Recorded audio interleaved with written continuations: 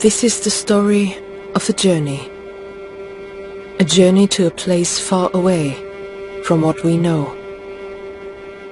A place that allows new experiences. A place that has never before been flown with a paraglider.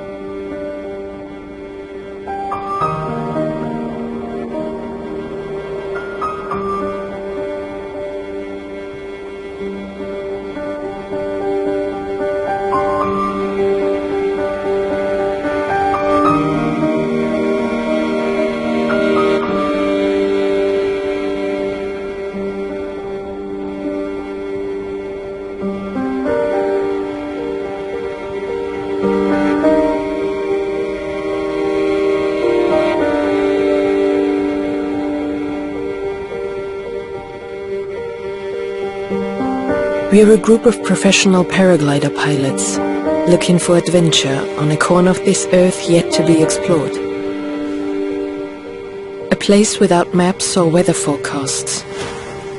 A place that will bring out the pioneer in us. A place that reduces paragliding to what it once was.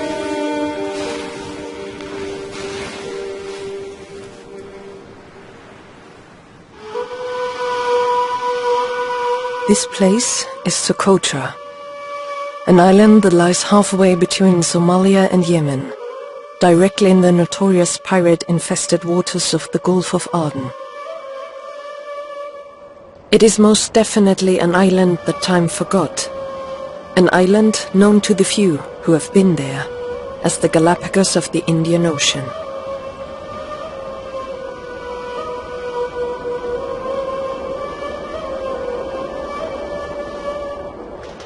Arabs, Asians and Indians all used the island as a base, trading in incense during classical pagan times.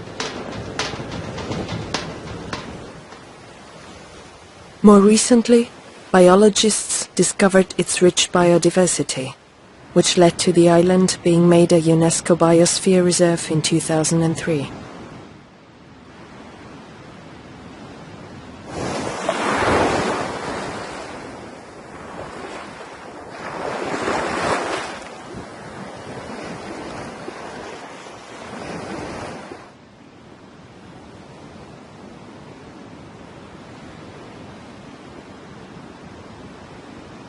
Socotra derives its name not from the Greeks, as once thought, but from the old Indian Sanskrit meaning the island of bliss.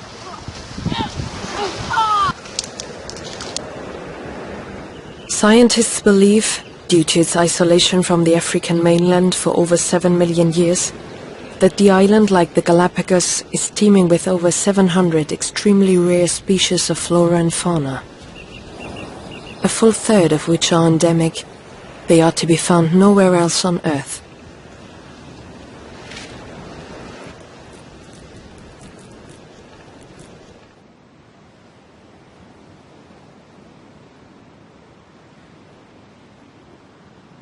The island's history is riddled with myth and legend.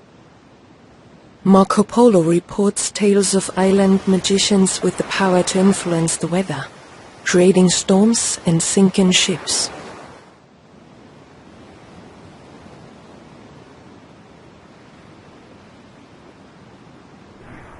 We attempted to prepare ourselves as best we could, but with little information we were forced to be resourceful. Nevertheless, we set off into the night, full of hope and expectation.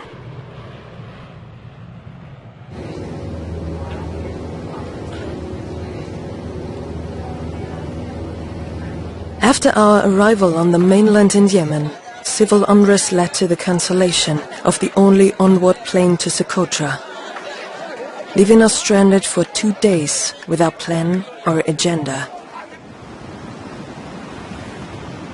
Sun, sea, and endless white sand.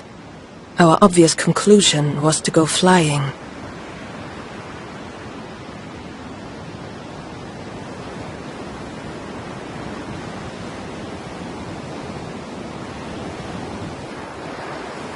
Soldiers looked on, at first skeptical, then pleased for their distraction from an otherwise precarious situation.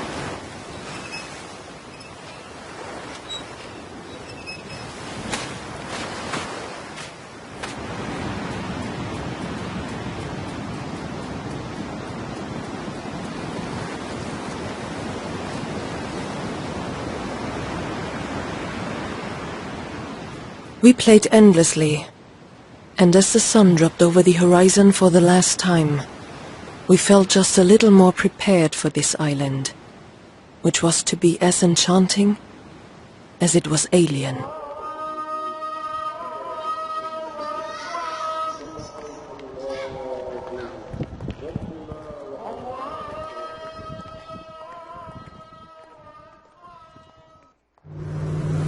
Our first impressions of the island were perhaps not as expected. And nervously we stared out the window, hoping that these ruins would soon be replaced with something a little more optically pleasing.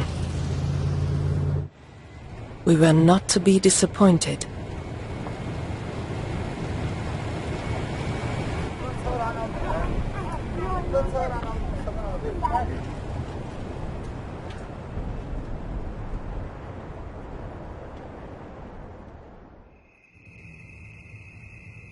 The nights were often as beautiful as the days, and we could have laid there for all eternity, watching time pass, dreaming with open eyes of the ever-nearing adventure of the next day.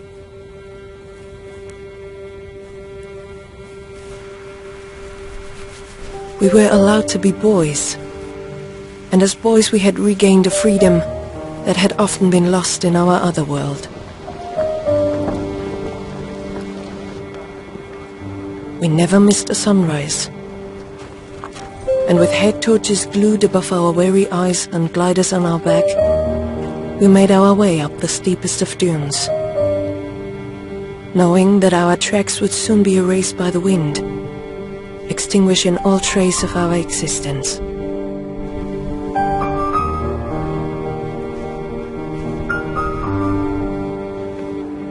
We were completely alone in this wildest of places as the sun came over the horizon.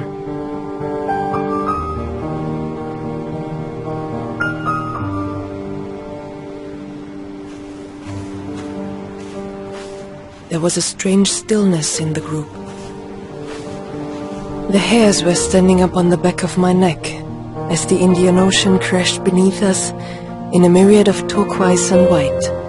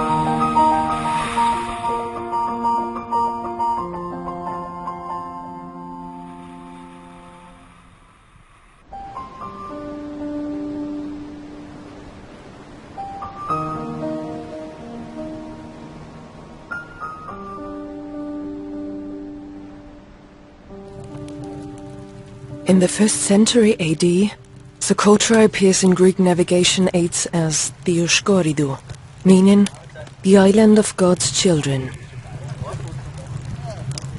Romans, Greeks, Arabs, English, the Portuguese, even the Russians wanted to own, occupy and rule this small piece of earth.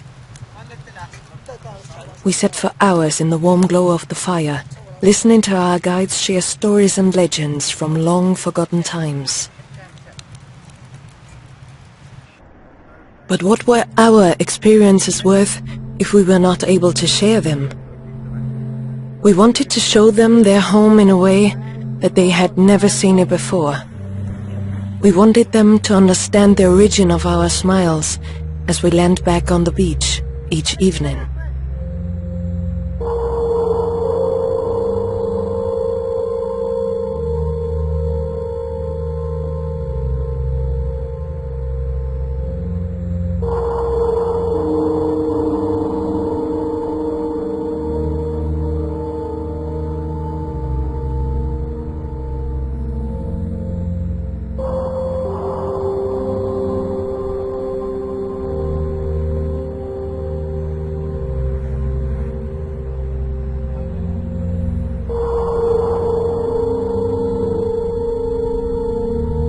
Instinctively, they gave us their trust. But sometimes this trust can simply not be exchanged for a moment.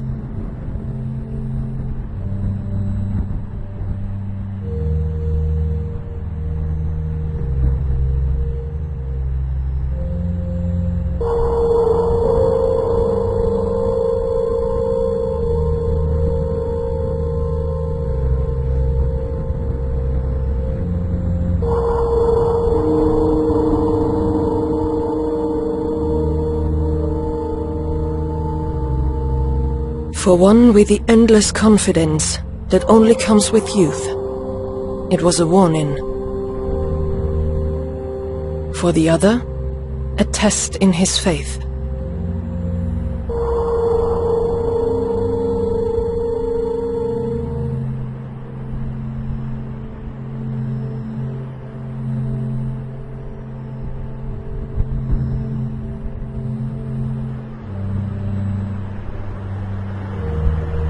For most of us it would be time to pack up and call it a day. But there are some that train incessantly for these moments, fanatically waiting for the challenge that will somehow test their abilities. These are the moments that push the very boundaries of what's possible within our sport. But it is easy to forget the long, steep path of dedication and training needed in order to play the game with such ease at his highest of levels.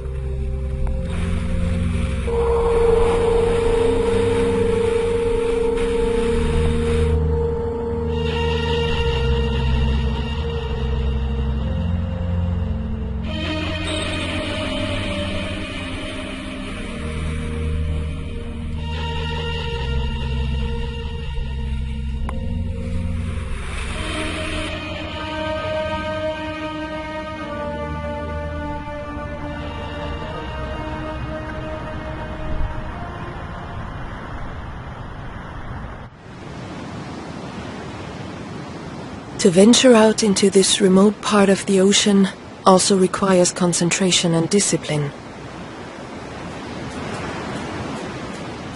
Only the most informed biologists know what swims in these waters.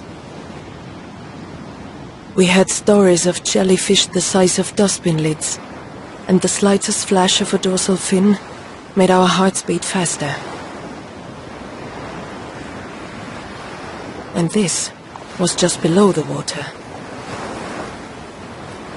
Socotra is also a popular refueling stop for Somalian pirates on their way back from a hijacking on the high seas.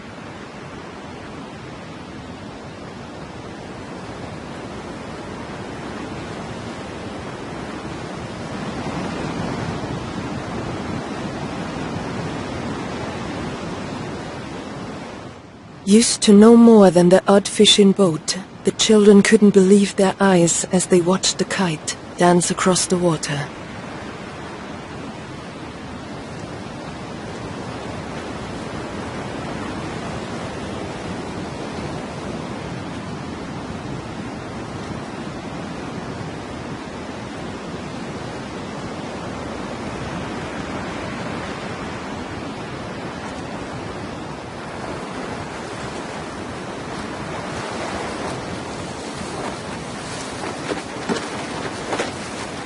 From this impressive strip of coast, the Dixon Plateau is clearly visible and marks the clear geological boundary to the highlands of the interior.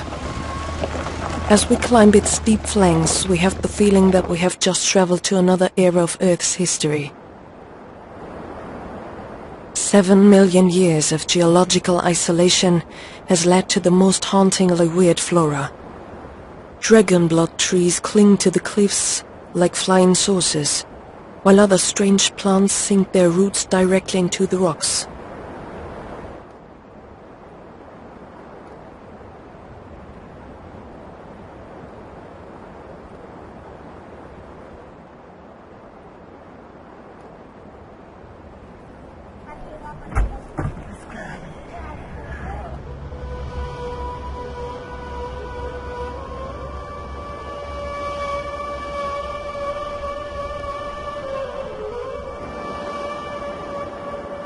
A main part of the population living here are semi-nomadic pastoralists, living from goats, camel breeding, and date palm cultivation.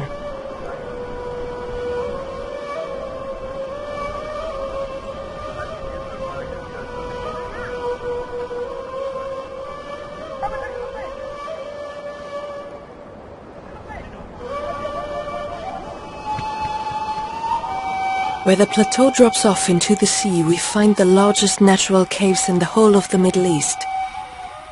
Some are known to have a depth of over 7 kilometers. From the air, we could see clearly a way into one of the bigger openings.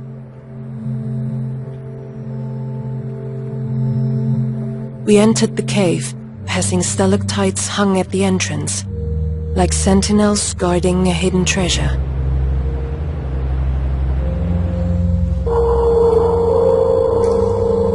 We were soon to witness a beauty within the darkness that few could have imagined.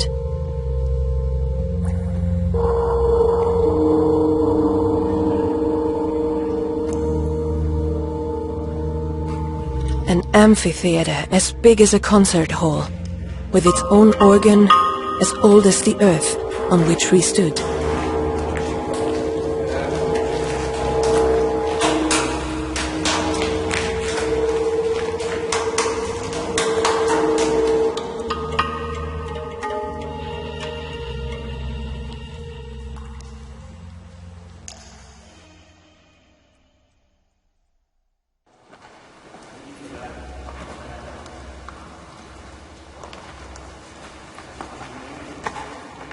We were to leave this place in a way that we had not entered.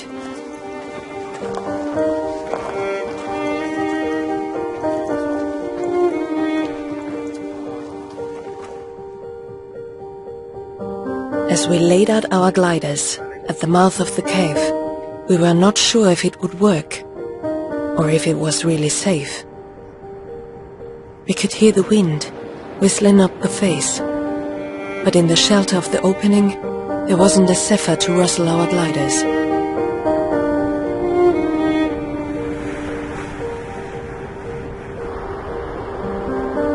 Just a few steps, and we would leave the darkness behind. And as our eyes adjusted to the light, we knew once again we were exactly where we wanted to be.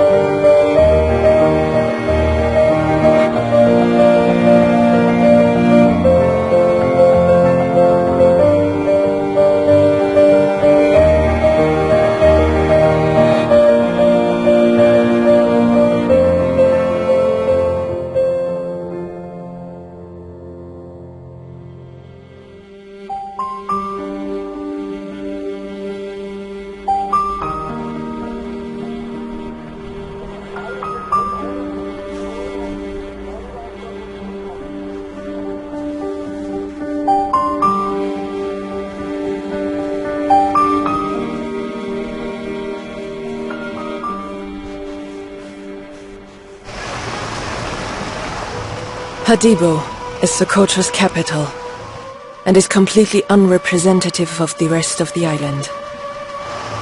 The partly paved dirt roads are not more than a dumping ground for rubbish. Hygiene is poor, and only a little more than half the children go to school.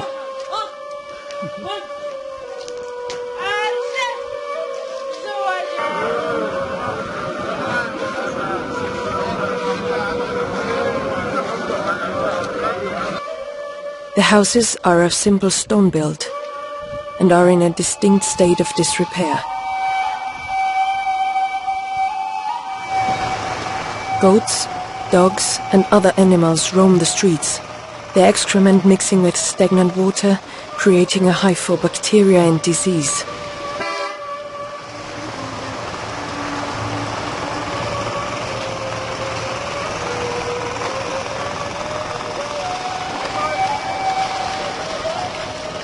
In the small markets which line the streets, locals offer their produce, like they have since ancient times.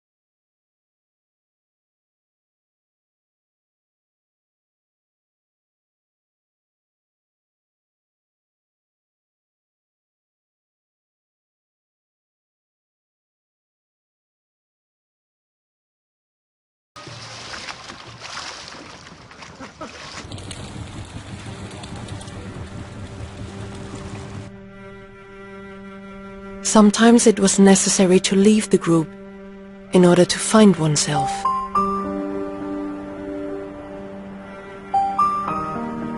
Not to be lonely, but alone.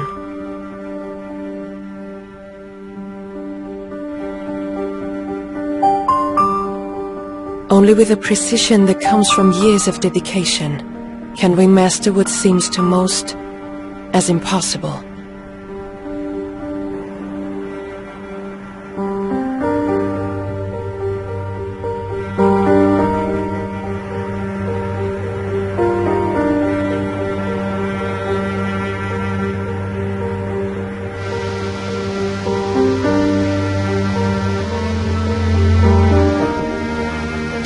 It would have nearly been an offense to not leave our gliders for some hours to immerse ourselves in this other, extraordinary element that surrounds the island.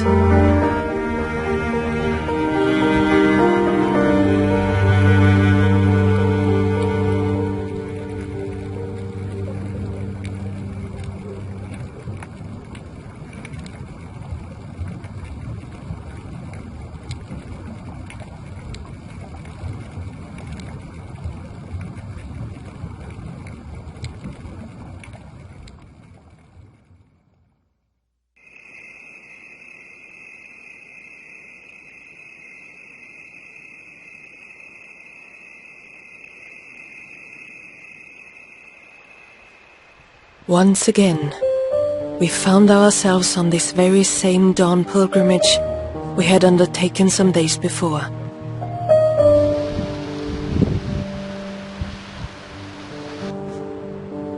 Our plan was to use both wind and rise and thermal air to carry us to new heights, Heights that would allow us a glimpse over the great bridge, which had until now acted like a curtain, shielding us from what lay beyond.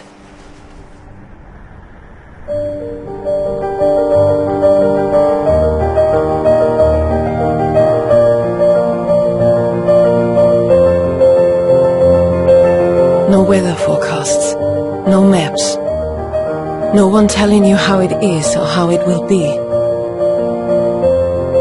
Just friends, looking out for one another, following their hearts while feeding their souls.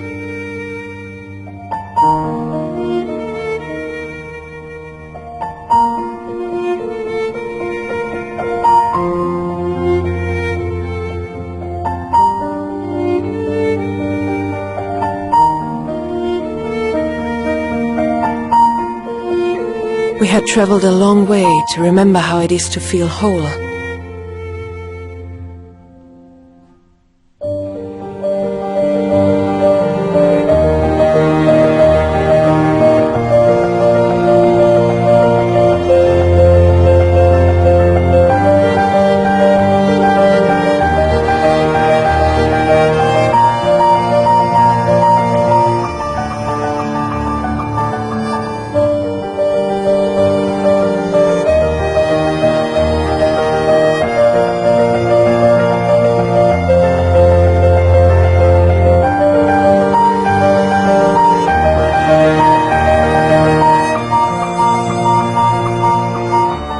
Ever so gently, the air carried us higher and higher. Sand, coast and cliffs merged as the ridge passed below us. As we reached 1,000 meters, the island opened up in front of us. On one side, the massive expanse of the Indian Ocean. On the other, this island that we had become so fond of. Saturated with memories that we would take home with us, but never quite be able to explain to our loved ones. Memories of an island, of smiles and sandy colors, of breezes carried over oceans. Memories that will give us strength when the sun doesn't shine quite so brightly.